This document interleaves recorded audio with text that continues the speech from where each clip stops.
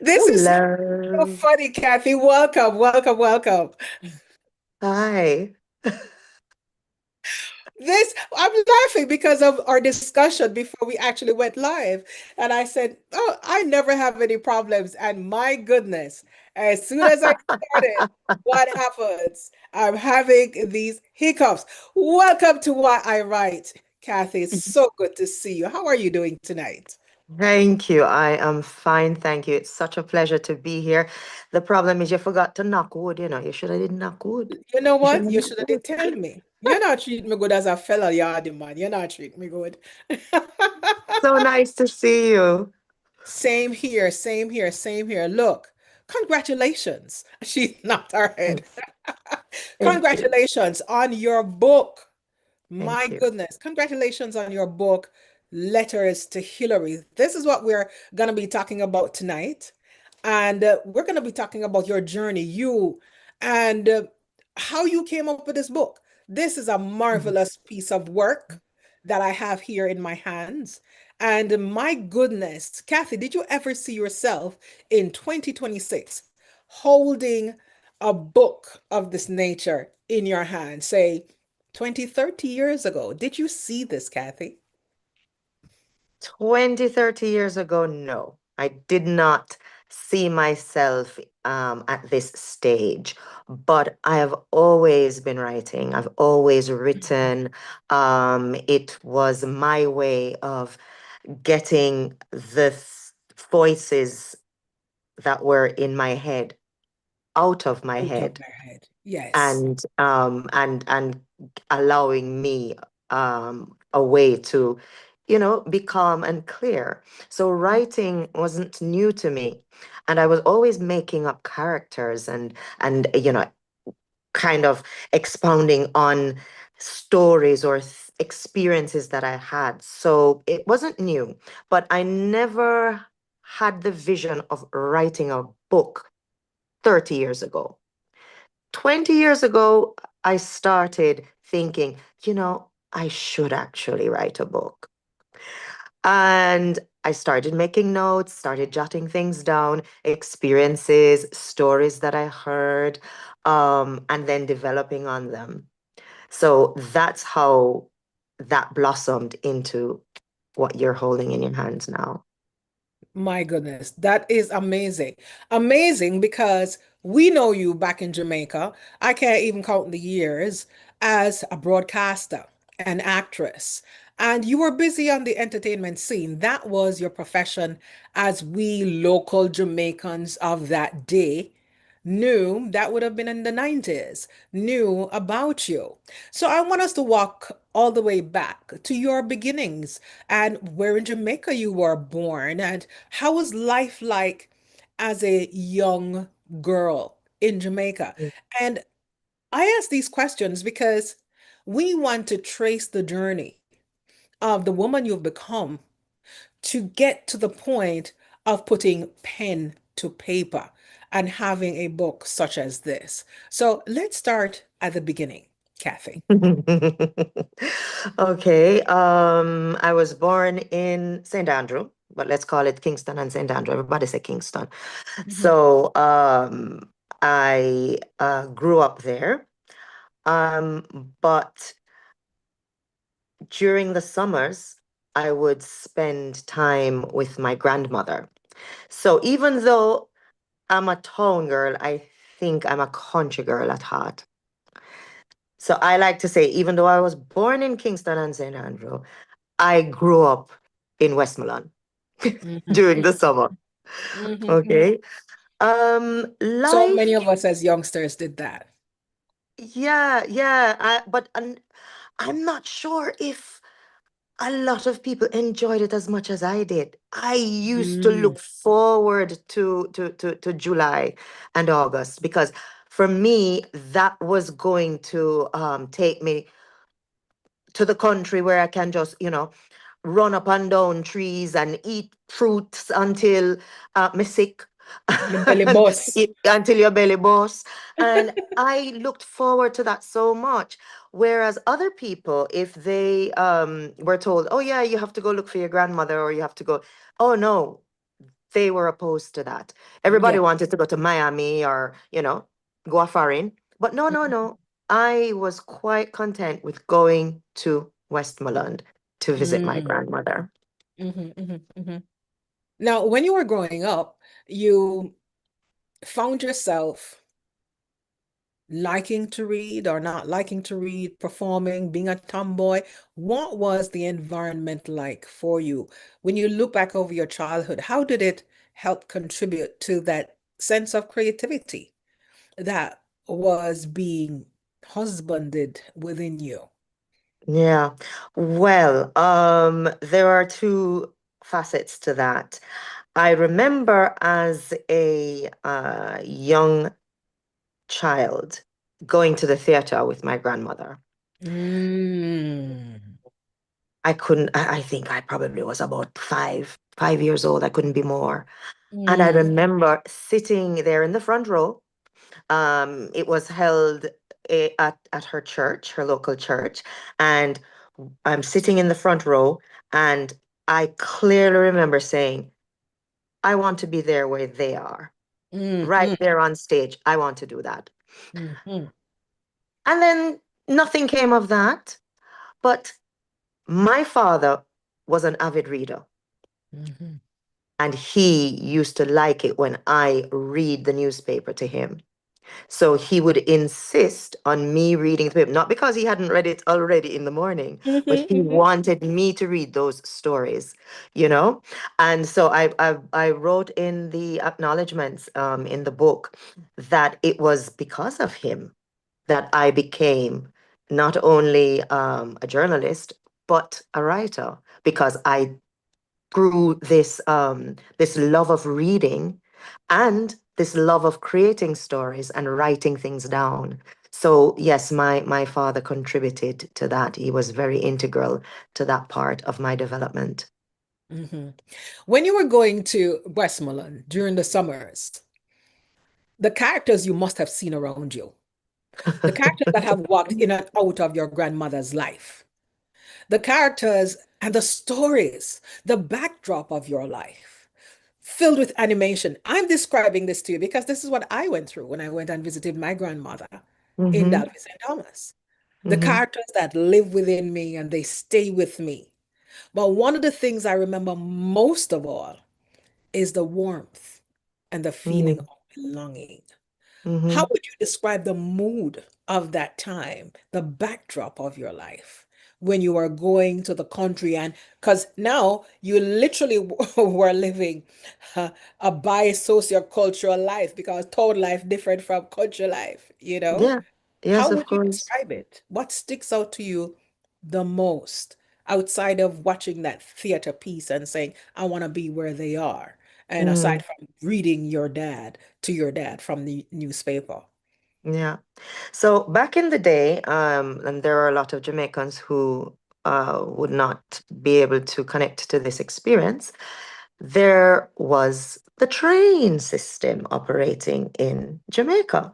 Hmm. And even though dad had a car, the greatest thing that we could do, in my estimation, was left the car in a Kingston, take the Hmm. train, go downtown, take the train at around, I think it was 6 o'clock in the morning, you had to catch the train there, Hmm. and travel to Westmoreland, right? Hmm.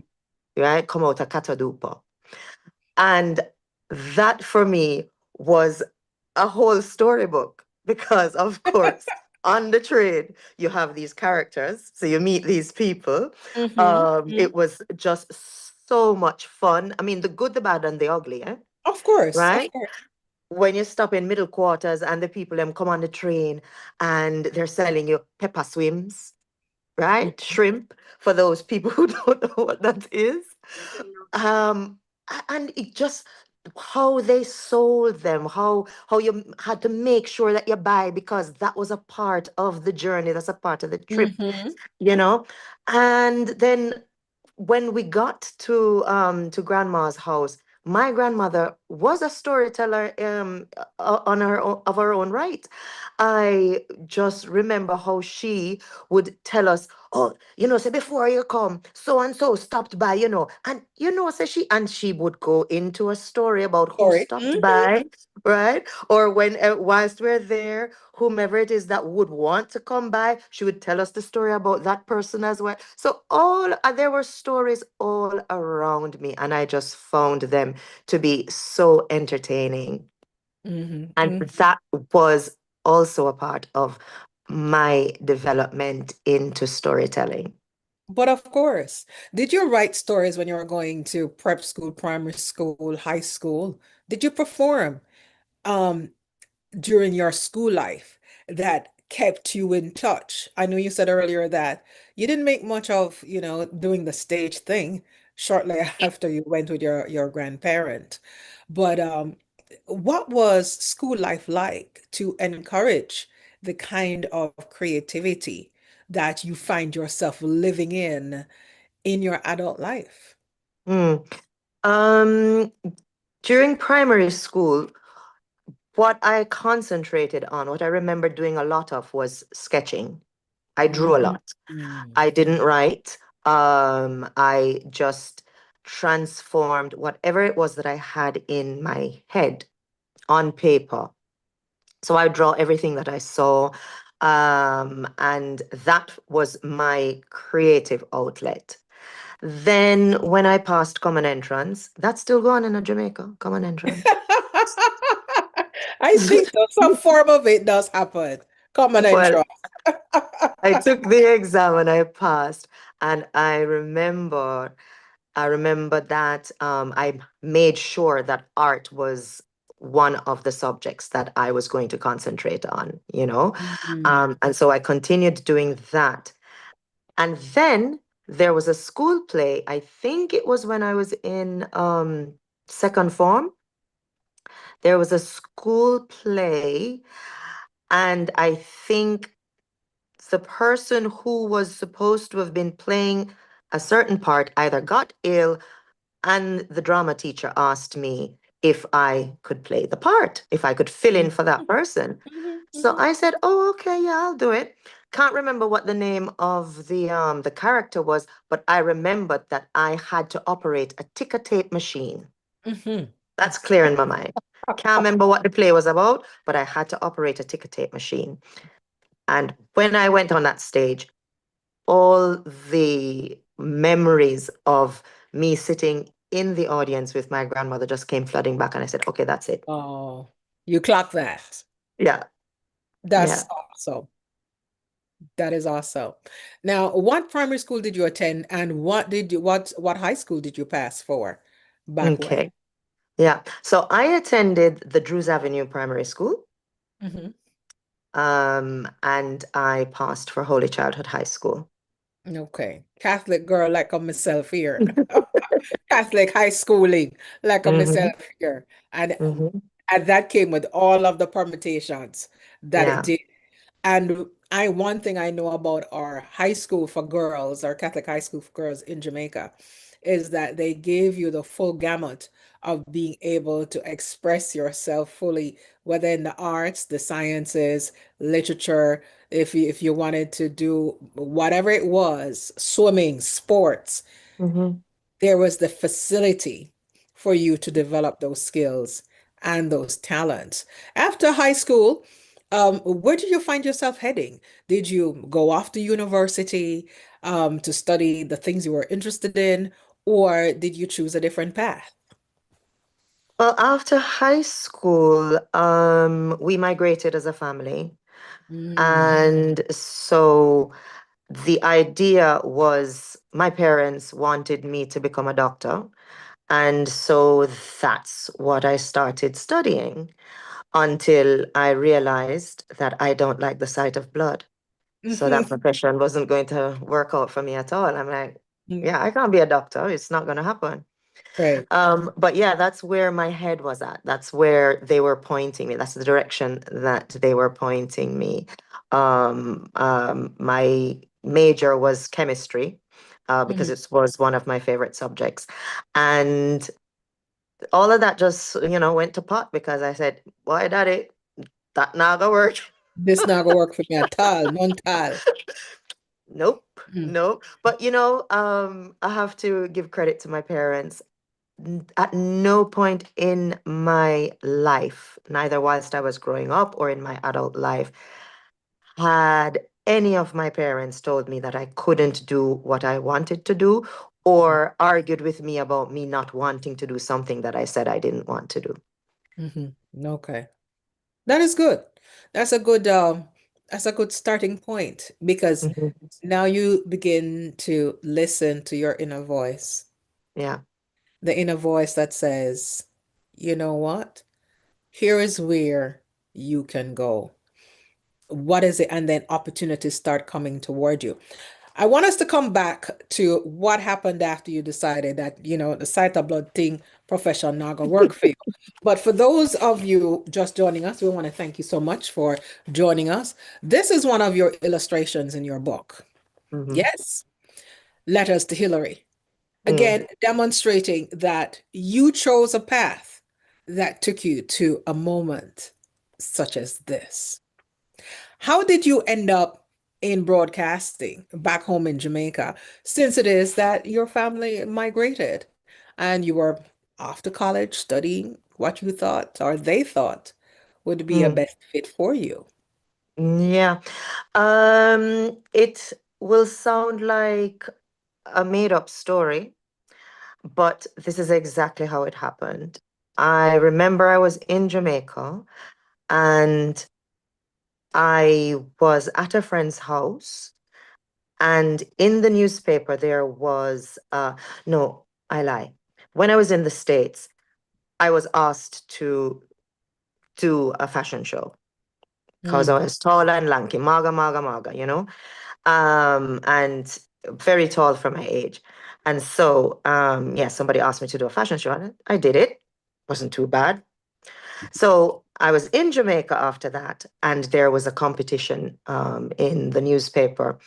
Kingsley Cooper of Pulse was mm, putting on a um, a fashion competition, and so he said, "Okay, if you want to take part in this, uh, just sign up."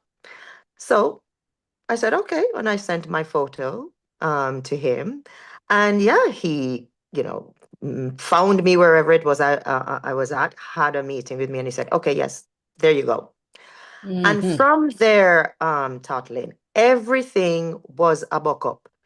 I remember from that fashion show, somebody asked me if I wanted to either MC a small show. Is not a big show, a small show. They said, "Oh, you sound like you have a nice voice. You want to MC a show?" I said, "But what is that MC show?" Said, "You just introduce the person that's coming up." I said, "All right, me do that." I did that. Whilst I was doing that, Carl Young, um, I heard me on the microphone. I think it was either Carl Young or Clyde Mackenzie. I can't remember which one of them, the mhm. late Carl Young. And they said, "Hey, you want to go on radio? We're opening up a radio station."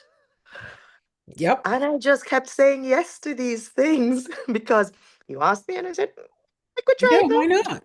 I could see how it go now." Yeah. I like that story, and it doesn't sound like a strange story because that's how things work. When the flow, when the creativity, and opportunity, when those three things meet, then there is no saying no. And even in that, you're telling us a story. Even in that, the setup for today's conversation was being made because you Mhm. bring to the table all of these seminal experiences. You're not new to storytelling, but this being your first published work, what shifted for you that made this moment, you know, brought you to actually, I know you started off when you spoke to me earlier, you said these voices just needed to get out my head. But sometimes it stops right there. You sit Mm. down and you write on your steno pad or your foolscap paper or whatever, and it doesn't go any further. Yeah. What happened for you? What was the shift? Well, yeah, as I mentioned to you in our preamble before, we went live, I was always jotting things down. And I would listen to people's stories and I would make notes. I would listen to their pain and their joys and Mm, their experiences that they thought meant nothing. And I would extrapolate on that. You know, mhm, somebody would tell me a story about perhaps picking mangoes. mhm, And they would stop there. Yeah, the mango nice. You see, man, me eat it and it lovely. But then I said, but him did eat plenty mango probably. And then after that, him did have to go a doctor. And then the doctor had to do. So I just took the story somewhere else mhm, because it is a bigger story than that. mm, Okay. And what I enjoyed a lot was listening to people. I really love to interact with people, especially older folks as well, mhm, mhm. and listen to time gone by and their experiences. And so I had all of these things in my diaries, and I have a whole lot of them. Okay, okay. And yeah, one day I said, I really should start putting these stories together. And I started doing that. And then life happened and interrupted me. I call Mm. myself Girl Interrupted, but somebody else write a story like that already, so I couldn't name the book that. But yeah, life happened and interrupted me, and so I parked those stories Yes. on my computer, in my diaries, and I just forgot about them for Yeah. almost 20 years. Wow. I believe you. I absolutely believe you. As a Jamaican born writer now living in Spain, how has Mm. this helped shape your your craft to tell the stories in ways that you probably would not have without the experiences of living as a Jamaican in a foreign land for many years? Um, I think that has contributed to the way I see things or the way I deal with adversity because living outside of your safe space, which is where you were born and raised, because it's what you know, is not an easy thing, as you know.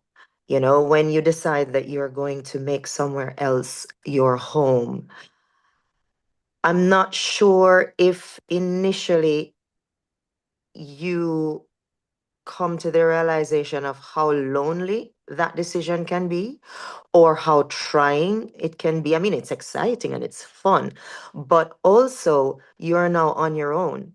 I mean, when I decided to go off on my own, I knew no one else. I had no relatives. I had no friends where I was going. And so that taught me how to be resilient. That taught me how to be okay with adversity. And so that helped me in shaping some of the stories that I have written. But I really think that at my core, I think it's the Jamaican part of me Mhm, that mhm, mhm. has actually set the base for this book, really. That makes perfect sense because it's similar to Claude McKay's writings. Mm, A few months ago, I had the good fortune of attending visiting the African American Museum of Art or American mm, History in DC. And there, in bold letter writing, are the words of Claude McKay. mm, I found the same thing in another African American History Museum in Charleston, South Carolina. mhm. The words of Claude McKay once Yeah, more. yeah, So he literally set the pace for us to be diasporic writers, yeah. for want of a better word. It's interesting what you say about Jamaican, being Jamaican helps setting the tone. And I wanted to know that, wanted to ask, there's a thread of identity, resilience, and displacement running through your work.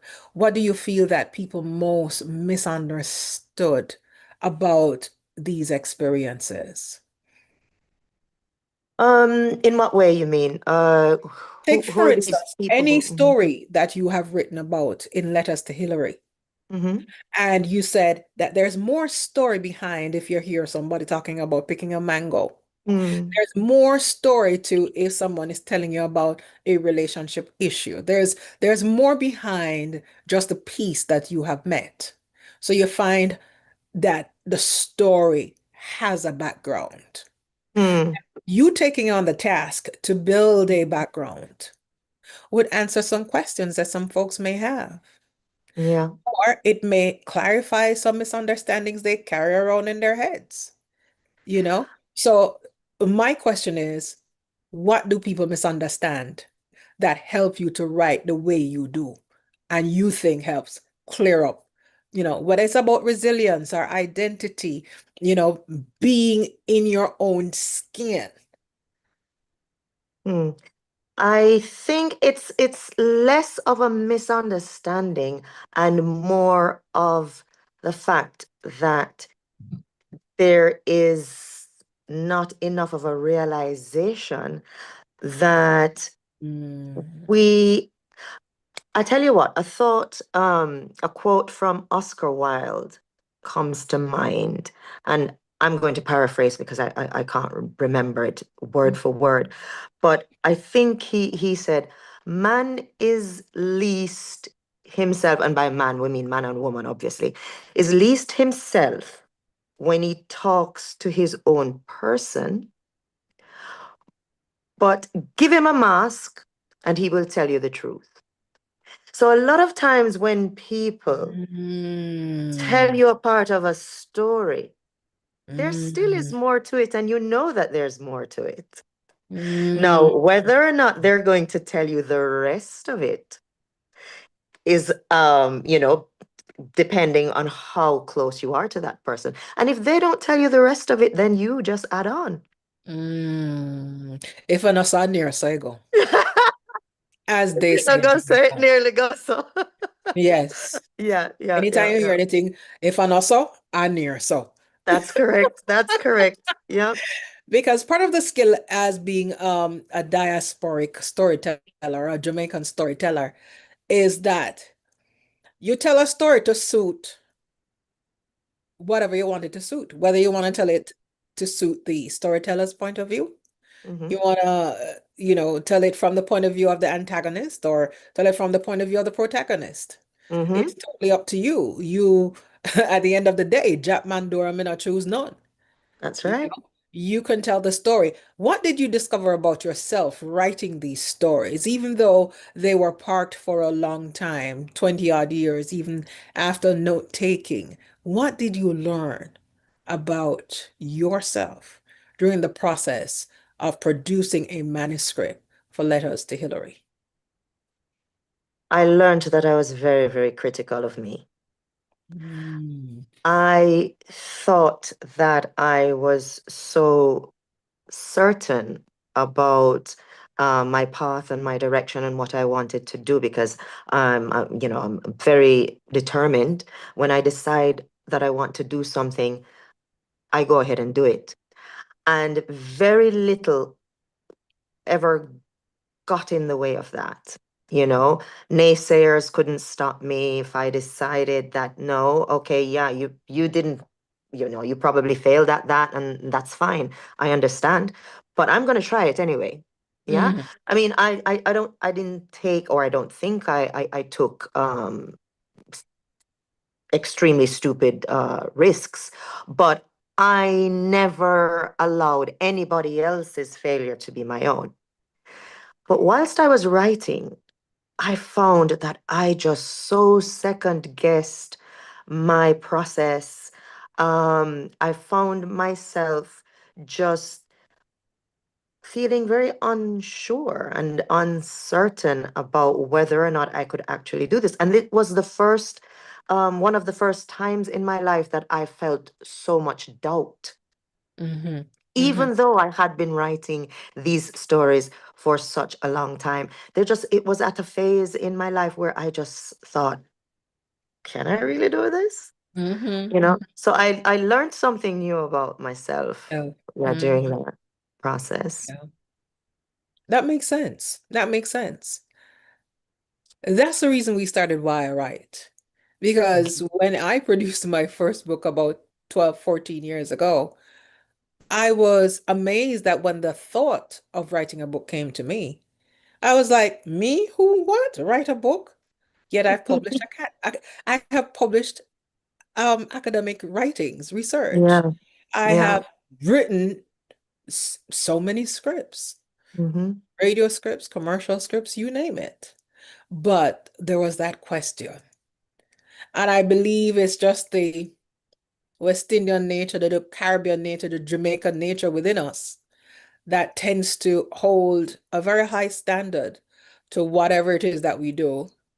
And in the back of our minds, we don't want to feel customer, they're going to laugh after we.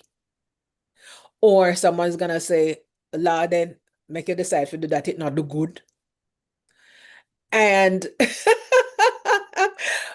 but we learned to get over that. How did you get over those doubts to take you to the finish line? Because sometimes those doubts can stop you in your tracks. Mm. It took me a while. It took me a long period of flogging, of picking the stories apart, deconstructing them, reconstructing them again, and deciding, nah, tomorrow. I'll do it tomorrow. The thing, though, that pushed me to ensure that I got this done was my mother's illness. When my mother got sick, when she was diagnosed with cancer. And it was obvious that because she was diagnosed with stage 4 cancer. Mm, So I said to myself, I've been telling this woman about all these stories that I'm going to put together and I'm going to make this book. I'm going to write this book. And look at this now. So mhm, I said, get off of your hands, mhm, get off of your backside, mhm. and get this thing done. So that was the driving force Catalyst. behind me making sure that it was done. Wow. It always takes a wake-up call, a Yeah. life and death situation, almost always, for us to move into that creative production that is our responsibility. Mm, Nobody could tell these stories. Ricardo Alcock wrote the foreword for the book. mm. And he writes, Miss Owen is herself an intriguing amalgamation. Ooh, I love big words of mystery and surprise. And she transfers those elements of enchantment to this wonderful body of work, Letters to Hillary. Now, I note that these series, that's a beautiful compliment, you know. First of all, how did you get Ricardo to do this for you? We love backstories, you know that. Wow. How did I get Mr. Ricky Alicock to do this? Well, the funny thing is, if Ricardo tells you how we met, it is a totally different story than what I remember, but he has an amazing memory. Oh, Okay. And I just, Ricardo and Suzanne have been so good to me during this process. Um, how did I get him to do this? I just asked and he said yes. look, that's all we need to know. Look, there I, is I, I, a I didn't have to inveigle him into doing it. I just said, Ricky, would you do me the honor? I'm going to send you the book first, though, and I need you to read it because, of course, he and his wife, Suzanne, are believers of faith. They're Christians. yes. And my book is a bit dark. And I Mhm. said, if you think that this is something that you do not want to be attached to, no hard feelings will be felt. Read it. And if you're okay with writing the forward, I would really be Appreciate it. honored. Yes. It's very important that you bring up the contrast of your work compared to how you observe your forward writer. Because what that tells us is that your book can span a wide gamut of readers. That is what that tells us. And you chose short stories, but as I started to read the book and go through the book, they felt like they were cinematic. There were scenes, there were Mm, plays. And I like the way they're written because it makes the book easier to go through, these vignettes. And my question mhm. is, did you always see them in that way? Did you always see these short stories in their cinematic form, or did it hit you when you started to write the book and the stories began to unfold within you? Mm. Well, because I had written these little stories that people told me, and these experiences that I developed, I thought of making it first into a theatrical production, in my head, because these were all action stories, or these were happenings that people went through.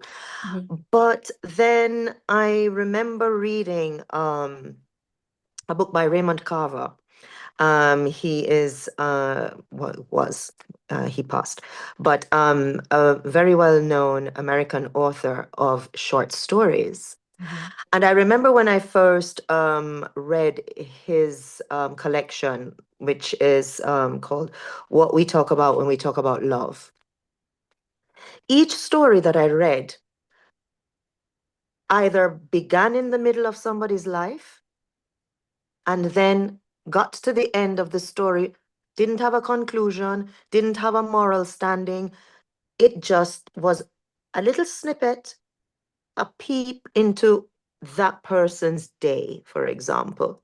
mhm, And I was like, yeah, what's wrong with that? Why does a story have to have a beginning and a fluid path to an end?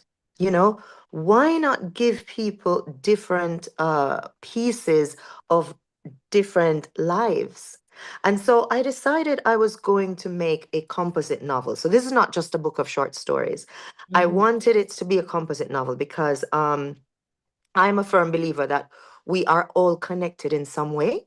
mhm, So mhm. I know you, Totlin, and I've never met your son, but probably your son knows somebody who used to live next door to me. And I will tell you a story, and Mhm, mhm. that person who used to live next door to me has told probably that same story to your son, but from a different perspective. Right, right, And right. that's what I wanted. I wanted to introduce them to Totlin, introduce them to Totlin's son, and Mhm, introduce them to the neighbor. And all of them are probably telling mhm. the same kind of story, but Right, different right, perspectives. And so right. that's why I ran a thread through the short stories. I think that's a wonderful lead in for you to read an excerpt for us right now from your book, Letters to Hillary, so that we can get a snapshot of your writing style and one of the stories you tell. So, welcome to just joining Okay. us. We're chatting with Kathy Owen, newly minted author of Letters to Hillary. She is fresh from doing a book launch in Spain, fully dramatized, if you please, instead of just so-so readings. And Kathy Owen is an artist living in Spain, Jamaican born and raised. Yes, indeed. Okay, so the one that I'm going to read, the part that I'm going to read now is from one of the first story in the book, and it really is about, it's a semi-romance in a way. It's about a man and a woman who've just met. And during the story, you will get different perspectives of this meeting or this interaction. So this is the voice of the man. It is called Sundress. And as I mentioned in the book as well, all the chapters are names of songs. So Sundress is by Coco Brown and the Fat Cat Players. So people who are music lovers will know the rhythm of that piece of music.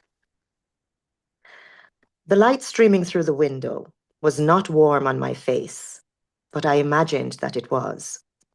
I had woken up to the faint sound of the Fat Cat Players slamming poetry in the distance, and sat up on the side of my bed listening to a beat or two. The smell of coffee brewing on the wood burner drove me to slide into the coat and homemade shoes she had presented me with upon arrival. She called them hugs and shocks. Clever. Huge and ugly was the coat. I'm supposing the hugs part. And along with a combination of the in-one shoes and socks, we got the shocks. She had made them in her quieter moments, she said. They were comfy and warm and crudely made, but cute. Stepping out of the room into the crisp current of air flowing through the hallway was only contrasted by the sudden heat rush that flushed my face, brought on by the sight of her. Her back was turned, and the rhythmic movement of her shoulders to the sounds pumping out of the speakers had caused the thick scarf that was loosely draped around them to slip. This revealed the image of a mountain cat tattooed on the nape of her neck, which told me a lot more about her in an instant than she had done within the 90 minutes of our drive over here. My instinct was to adjust it, but I was frozen, nor could I dare. I wanted to somehow show her that I could be the one to be her everything here, to protect her from the cold, but I didn't know how to without scaring her. It was not yet time. That time would come. I was almost certain of it. What I knew to be true would become her truth soon enough. Mm, very sultry. Now we can't wait to hear the rest of what took place in that snippet. I like it. I Thank you. like it. Very Lauren Bacall, if you. Now, how much of you mentioned that some of your stories, they're from other stories that you've heard. How much Mhm. of Kathy's stories are contained in this work, Letters to Hillary? Well, when you're telling a story, even if it's another person's story, it is your perspective of that story. And even when you're listening to someone speak, you are internalizing and making your own movie about this, right? And so if I'm telling your story from my perspective, I have already shaped it and I have already involved myself in it. I did use characters from my past. I did use experiences of my own as well. And I just fused them together and made them into characters of their own. So, is Kathy in Safrania's activity? Yeah, but so are you. And I'm hoping that when you read about Safrania or Callista or David, that you will say, that sound like my neighbor, you know. Is it a brother that is just like him, you know? Mhm, mhm, You know, I'm hoping that the characters will feel real to you. And so when I was writing it, I wanted to make sure that no one was 100% a villain. No one was 100% perfect because none of us are. And that you could see how, yeah, maybe I would have done the same thing as well if I were in that position. That's mhm. what I wanted to feel when they were reading, when people are reading it. And so that's why I also had to put parts of me in it as well. Mm. Who is Hillary to you? So Hillary, the idea of Hillary is the confidant that people either have or don't have. So you have a friend who you tell everything to, or you conjure someone to whom you can confess these things to. And so that was Hillary. Hillary is the person who hears the good and the bad of all these Mm, experiences that the common thread went through. So whether that's a real person or just an imaginary friend, there has to be an outlet for us. Maybe you speak to your son, about things that happen to you. Maybe you have a best friend. In my case, it was my mother. I told her just about everything, even things that you're not supposed to tell your mother about. And so I think that everybody has that person. And if they don't have that person, they find a way to tell the story somewhere in a journal. Yeah. Mm. And so I thought, letters. Because again, telling my age, back in the day, we used to write letters. I used to have to write letters to my grandmother. Yes, yes, indeed. And my Yes. father would ask me, you write your granny? And Mhm. you better make sure that you And you write know her. what? Sadly, a lost art or a dying art, writing letters. But who Yeah. knows? It might come back in style.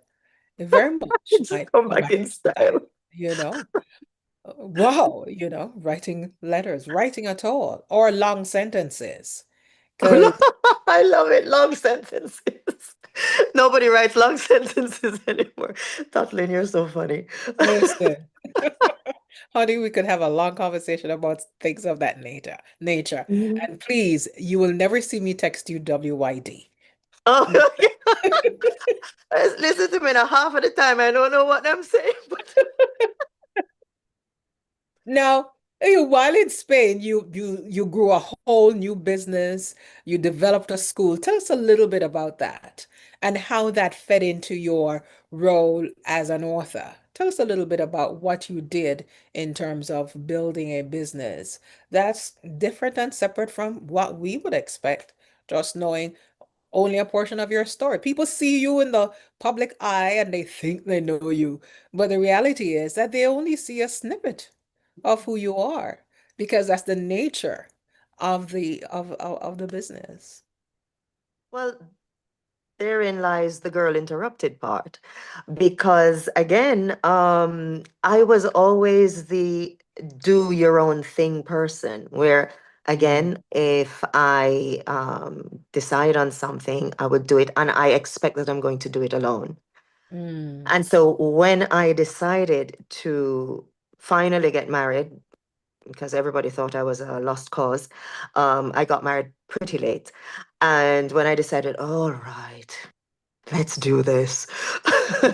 um, I found that I didn't know how to deal actually. What do I do with that independent part of me? That's the only thing I know to now try and share my space with somebody else. And I didn't know how to do the balance. So I was from one extreme to the next. So I left the part of me that wanted to pursue my writing and my other things, and just threw myself into, trying to make a family, or trying to form a business, because it's not that easy being a person of color in living in Spain. You come up on a lot more obstacles than the regular Joe. And so therefore you either decide that you're gonna stay down or stay in the back, or do something for yourself. And so since I'm a go-getter, I said, okay, you don't want to give me a job? I'll create my job. So mhm, that's how I decided that I'm going to create a business that would allow me to um, create my family, and also provide for myself, still kind of maintain a little bit of independence at least, mhm, and mhm. just continue with, with life in this new country that I called my home. Right. So what I'm hearing is that you created a new business and this school was, what did you teach at the school? What did you offer? What courses did you offer at the school? Mhm. So it was a language school, Mm, and it started with two students, me that's all teaching you need. English, me That's all you teaching need. English to two students, and blossomed into a school that had 250 students, with Amazing. 15 different teachers, tutoring in various languages: French, Mandarin, German. So Amazing. it was, I taught English, And we had other native English speakers also teaching English at the school. But then I had other tutors who taught the other languages as well. And is this school still going on? And this developed over how many years? So this started in 2006. No, it's not going on. When my mother got ill again, Mm, the pivotal point of my life changing. I decided that I wanted to go to Jamaica and be with her. So the yeah. idea was for me to pack up shop and just go. And by then I had already gotten a divorce. And so it wasn't a difficult decision to make. Mhm, mhm, mhm. But then COVID came and decided otherwise. Yes. So COVID shut down everything, shut down the Mhm. school, stopped me from going back to Traveling. Jamaica. Mhm, mhm, mhm. It just put a pause on everything. And those 2 years, they were very eye-opening for me because all of the things that I had, it is said that life is what happens whilst you're busy planning it, Yes. right? And so everything went to pot. All of the, the ideas that I had, all of the decisions that I had made, they just didn't come to fruition. And so I had to pivot. I had to change. Yes. Yeah. A woman of your experience, a woman of your multi-level talents, you're having to make several decisions, life-changing decisions over the course of your life. You're having to go through the death of your mother, who was your biggest, greatest confidant. What is your philosophy in life now at this end of your life, at this point of your life, looking back? Because that's all we have, the experience. And we do have some physical affect of things like books that we write and we produce that Mm, extends our life in another cerebral, if not otherwise, way. What is your philosophy of life now, Kathy? wow. Can you encapsulate a life into a philosophy? Um, if I had to do that, it would be, it doesn't matter. All of Mm, those things that you fussed about, that you mm, thought were the biggest things, the mm, end of the world. Oh my goodness, how is this going to turn out? You sit down and you fret and you cry. I mean, and don't get me wrong, mhm, there are terrible things that happen to people that cause you to have to press on the brake and you wonder, why me? What do I do now? mhm, mhm, mhm, But if you decide that you're going to make sure that you wake up tomorrow morning, you will come out on the other side and look back and say, ah, that made it a ball over. mhm, Look at mhm, that. Look at that. So I would say, yeah, it doesn't matter. Don't sweat the small stuff, you mhm, know? Just make sure that you believe in who you are, you mhm, love who you are. That's also very mhm. important, Very Don't critical. let anybody sidetrack you. Don't let anybody um, tell you who you need to be. We all have to change things about ourselves because, as I said before, nobody's perfect. But you have to look yourself in the mirror and love who you are, regardless of what other people are telling you that either you should be or who they think you are. Big. And that's It's, what's going to take you through. yes. I think those are wise words. It doesn't matter. At this portion of life, Hmm. that's what we come to find out. Yes, indeed. Mhm. If one of your chapters were to be made into a movie, like I said, folks, when you get your hands on Letters to Hillary, I didn't know what to expect by the title, Never Judge a Book by Its Cover. When you get your hands on Letters to Hillary, you are going to be hit with a cornucopia of stories. My reaction, Kathy, when I opened the book and I started to read, I was like, ooh, boy. It's like somebody give me a nice plate of jerk chicken. And then I turn the page again and I move to another chapter. It's like somebody give me when grandma used to make that real good jello for your Sunday evening dessert. Yes, man. That's what I get. Then I turn another page. It's like it hit me like a Julie mango. Mm-hmm. I go through another bit of stories and I'm like, oh my God, this is, the marble cake that your auntie used to make, the one we have the swirl there. And it Mm-hmm. just pretty, it look good, and it also tastes good. That's how I would describe this book. And it was a very pleasant surprise. It knocked me out. It absolutely knocked me out. You're gonna see her art, you're gonna see her drawings, her renderings, married to each of the vignettes. So it is I think it's an exciting piece of work Thank coming from you. you, Kathy. Congratulations. If one of Thank you. these stories were to become a cinematic piece, which one would you pick? Hands down, bucket to the well. Bucket to the Bucket well, to which the is, well. So, yeah, which is the first story in the book.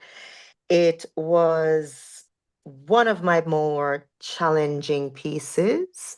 That and Jeanne. There's a story called Jeanne, and that one is I wrote in honor of Edgar Allan Poe. It has the mm, rhythm of the raven, and so that was the mm, most challenging one for me. But yeah, if anybody is going to make this into a movie or a theatrical production, it's Bucket to the Well. And the mm, great fun of this is that because all the chapters are names of songs, I was able to incorporate my love of music into it. mm. And those songs color each chapter to kind of give you like a soundtrack. So the movie of the soundtrack Yeah. already.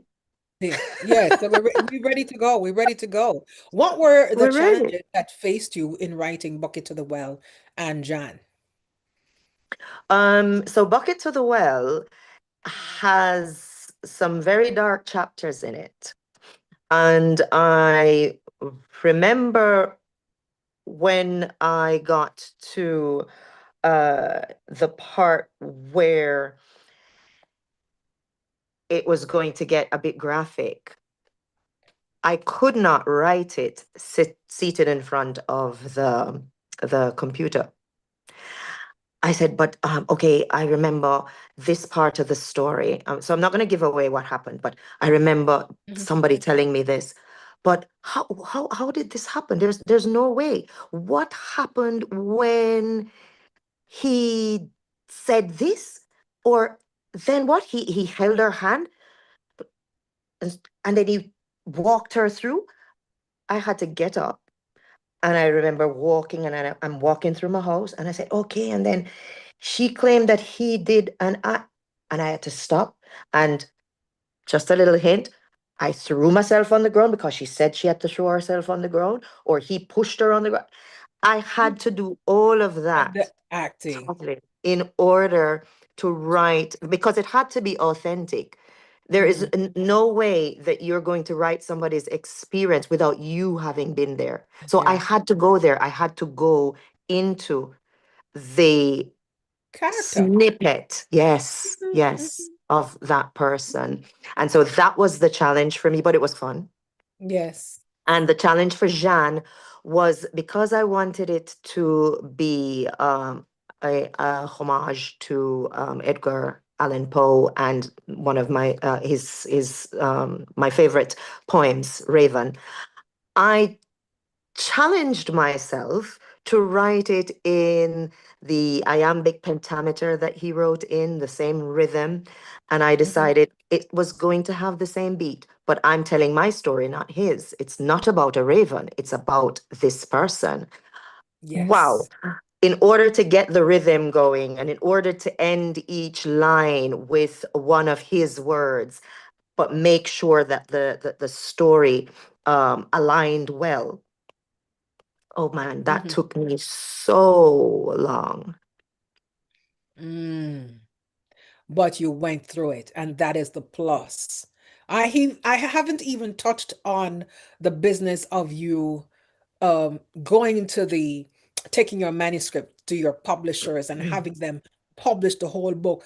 I think that is material for another conversation we must have. But here's what I will ask you. Now that this book is out, now that you did your wonderful dramatic launch there in Spain, In what are London. the The sorry, you launch was did it in in London. London. Yes, Yeah, the because launch I was in said to London. myself, where did she find all of these good actors to do this launch? Yeah, because I'm like, huh, da, da, da, da. Hey, not bad, Yeah. not bad. And good Yes. thing that Spain is just a hop, skip, and a jump from London. So that's True. excellent. True. My question to you is, and if you wish, you may rely on some of the feedback you got during your launch. Hmm. And it's this. What are the five takeaways you think the reader will have when they complete going through Letters to Hillary? What are at least five takeaways? Mm. Before I tell you the five takeaways, I want to just steal a couple of seconds to, give a big shout out to my friends and my compatriots and those people who Please do. contributed to the London launch. Without them, I could not have done it. I saw the book as a theatrical production first. Then I thought, okay, I'm going to make a movie. And then I said, all right, yes, I'm going to make it into a book. And so I thought, I'm not just going to give a regular reading. I want to present this. So again, me call up my people them and I say, Una ready for help me? Nobody said no. And so without them, I couldn't have done it. I'm not going to start naming names because then I'm going to forget folks. But I remember that, Stafford Go Again of Healthy Eaters was one of the people who said, you're going to make this happen, you're going to make this happen, you just tell me what you need me to do. I will help you. So that happened, and the launch was an amazing success, and I thank them all. The takeaways from reading this book. The first one I want people to realize is that we're all flawed. Okay. Broken crayons still color. So if you find yourself in a position where you're not your 100%, you are not the person that you thought you should have been at this stage of your life, don't worry, it will be okay. It's okay to not be okay because it's going to be okay. I also want people to see not only themselves in these characters, but also to come out of reading with some degree of compassion for somebody else's either flaw or failure or mishap. Okay, because a lot of times we tend to point fingers, we tend to judge without putting ourselves in the shoes of the other person. Another very important takeaway for me is that mental illness should no longer have the stigma that it has. You can be depressed, and by depressed, I don't mean you're sad 2 days. you know Mhm. um Lots of us, we tell our stories with our elbow to the desk, right? But a lot of people have absolutely no idea how to do that, and it should not be a negative for you to seek therapy if you're not doing so well, because if you have a headache, you take a pill for it, right? So if something not going right, you need to check somebody who can help you to make it go right. Yes, So that yes. was four, I think. Hmm. And the fifth one is just enjoy reading, enjoy reading. And please do play the music. When you get to a chapter and you see the heading, the name of the chapter, stop, go on YouTube, put that song in, play it, listen to it, feel it. The chapter has its own soundtrack, and you're going to feel the vibe as you're reading it. For real, for real. Errol Willis says, Kathy is funny. And Sandra Rowe says, congratulations. Kathy. You know Thank what? I add my congratulations to you as well for again this marvelous piece of work. The first chapter, guys, Bucket to the Well. We're looking at music from Ella Fitzgerald, Nina Simone, one of my favorites, Stephen mm, Marley, Bonnie Raitt, Coco Brown, Lady Gaga. That's the breadth of the music bed of this collection of stories. Claude Debussy, Rainbow Kitten Surprise, Roberta Flack, Nick Drake. Robert Gromotka. Now that person I don't know. So again, you're introducing me to new music, which I mm. absolutely love, right? Pink Floyd, Queen, Philip Glass, Thelonious Monk with John Coltrane. So yes, Gilbert O'Sullivan, Patrick Watson. Guys, you got to get this. Letters to Hillary by Kathy Owen, none other than the one and only Kathy Owen. There's no other book at bookstores like this. Where can we get this book, Kathy? On all major platforms, if you're ordering online, and hopefully soon to be in bookstores in Jamaica. I'm Yes, hoping. bookstores near you. You know what? It's been such a pleasure talking with you, Kathy, and learning about your process to writing this book, your first. Any more books left to come? I hope so. This is not going to be my last. Well, that is absolutely phenomenal. We look forward to hearing more from you, and we look forward to reading and returning. This is the thing about this book, guys. Once you start reading it, you don't only read it one time and put on. It come you like you have to read it, and then you say, hold on, let me go back and let me read that part again. And we I hope love so. when our readers are involved in our books. Kathy, thank you so much for taking the time to write. Thank you for taking the time to come and share with us how and why you write. And the fact that you've produced this book, we're only looking forward to so many more. Thank you, thank you, thank you. It's been my pleasure to have you as my special guest on Why I Write. I thank you, Tatlin.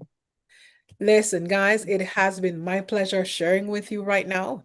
And we just thank you for joining us. Share if you love this conversation. Continue to share this conversation with everybody you know. Let's encourage each other to express, to write, to publish, to run to the finish line because you are the only one who can tell your story your way because that's what originality and authenticity is all about. So thank you so much for tuning in to Why I Write. Tocklin Oliver signing out. Until next time when we speak to another fantastic, awesome creative. Thank you, Kathy. Bless you. Thank you. Bless All the you. best. Bye-bye.